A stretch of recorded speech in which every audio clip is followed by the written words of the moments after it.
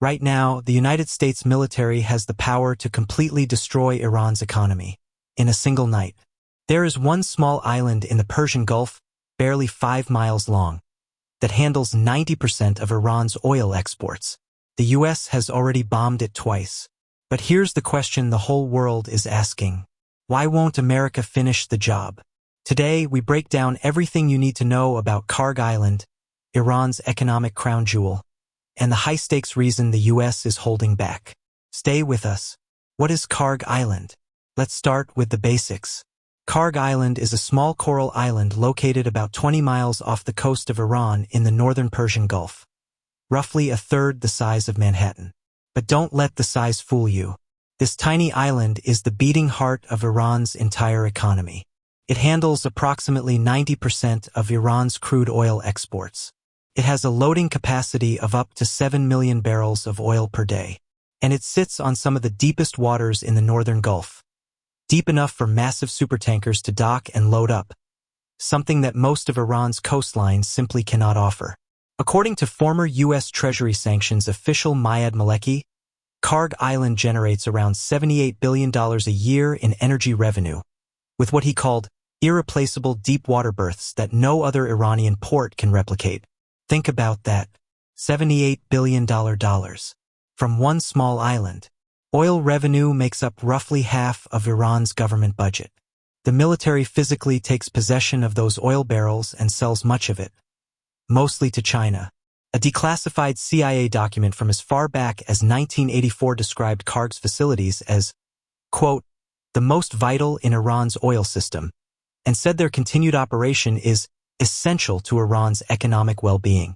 40 years later, that assessment is still accurate. What has the U.S. already done? So what has the U.S. actually done to Kharg Island since the war began? On March 13, 2026, the U.S. military launched what President Trump called, quote, one of the most powerful bombing raids in the history of the Middle East. U.S. Central Command confirmed that American forces carried out a large-scale precision strike on more than 90 Iranian military targets on the island, hitting air defenses, naval bases, missile storage bunkers, mine storage facilities, an airport control tower, and a helicopter hangar. Trump declared the military forces on Kharg Island were totally obliterated. But here's the critical detail: the oil infrastructure, untouched. Trump himself wrote on Truth Social, quote, for reasons of decency, I have chosen not to wipe out the oil infrastructure on the island. Then on April 7, 2026, just days ago, the U.S. struck Kharg Island again. This time, more than 50 additional military targets were hit.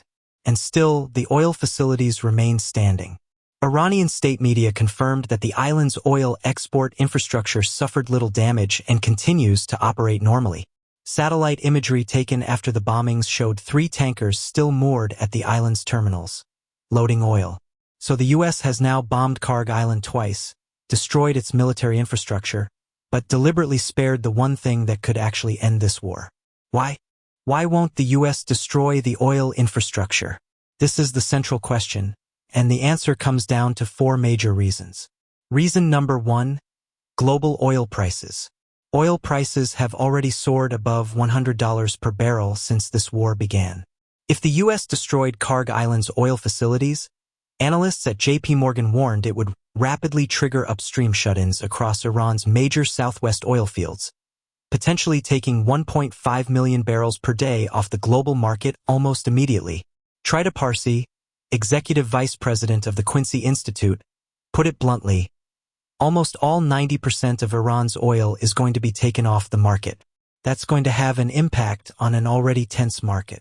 And if Iran retaliates, Parsi says, almost no oil will be transiting through the Persian Gulf for some time, and that will have a devastating impact on oil prices worldwide. We're talking about global recession territory. Reason number 2, leverage. As long as Kharg Island's oil infrastructure exists, the United States holds the ultimate trump card, literally. It can threaten to destroy it at any moment to pressure Iran into negotiating, opening the Strait of Hormuz, or accepting peace terms. The moment it's destroyed, that leverage is gone forever. Reason number 3, civilian population. According to the Council on Foreign Relations, there are at least 8,000 civilians living on Kharg Island. Under international law, attacks on civilian infrastructure are only lawful if the military advantage gained outweighs civilian harm. A full destruction of the island's oil facilities would be an enormously complex legal and humanitarian calculation. Reason number 4. Iran could retaliate against the entire region. Iran has already warned that if its oil infrastructure on Kharg is struck, it will immediately destroy and turn into a pile of ashes oil and energy infrastructure belonging to any firm working with the United States. Across the entire Gulf region. That means Saudi Arabia, the UAE, Qatar, and Kuwait could all see their energy infrastructure targeted. That's not just an Iran crisis. That's a global energy catastrophe. Should the U.S. seize the island? There's another option on the table that has Washington buzzing. Seizing Kharg Island entirely.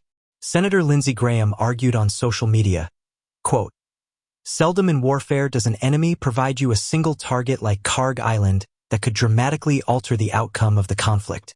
Mark Gustafson, former head of the White House Situation Room, says Trump has reasons to be tempted. It would give U.S. troops a natural barrier from mainland Iran, hand Trump a major PR win, and give the U.S. maximum leverage over the regime. Reports indicate that 5,000 U.S. Marines and sailors have already been sent toward the Persian Gulf. An amphibious assault ship is reportedly in the area. But military experts say seizing the island is extraordinarily risky. Professor Francis Galgano of Villanova University told CNBC it would require, quote, "a considerable number of ground combat troops, approximately 5,000, just to take and hold the island. And once taken, Gustafson warns it would become a multi-week target for Iranian drones. Iran could even commit an act of self-sabotage, destroying the pipelines that feed the island themselves, making the whole operation pointless." Trump himself, when asked directly whether he'd seize the island, was characteristically vague, telling Fox News Radio, quote, "Maybe we take Kharg Island, maybe we don't. We have a lot of options." As of today, with a ceasefire fragile and peace talks underway in Islamabad, a full seizure or destruction of Kharg Island has not happened. What happens next? Here's where things stand right now. The 2-week ceasefire between the U.S. and Iran went into effect on April 7th. Peace talks are ongoing in Islamabad, mediated by Pakistan. But Trump has made one thing crystal clear. The threat to Kharg Island's oil infrastructure is still on the table. He has repeatedly warned that if Iran interferes with shipping in the Strait of Hormuz, he will, quote, "immediately reconsider his decision to spare the oil facilities." Iran knows this, and that threat is currently the single most powerful tool the U.S. has in these negotiations. Kharg Island is not just a military target. It is a bargaining chip, a loaded gun, and a potential trigger for a global economic earthquake all at once. The question isn't whether the U.S. can destroy Kharg Island. The question is whether the cost of doing so to global oil markets, to the civilian population, to regional stability, is a price the world is willing to pay. And right now, the answer appears to be, not yet. That's the full story on Kharg Island, Iran's most valuable asset, America's most powerful threat, and the reason this conflict is as much about oil and economics as it is about military power. If you found this video informative, please hit the like button, subscribe to the channel, and share this with someone who wants to understand what's really happening in the Middle East. We'll keep covering every development as this situation unfolds.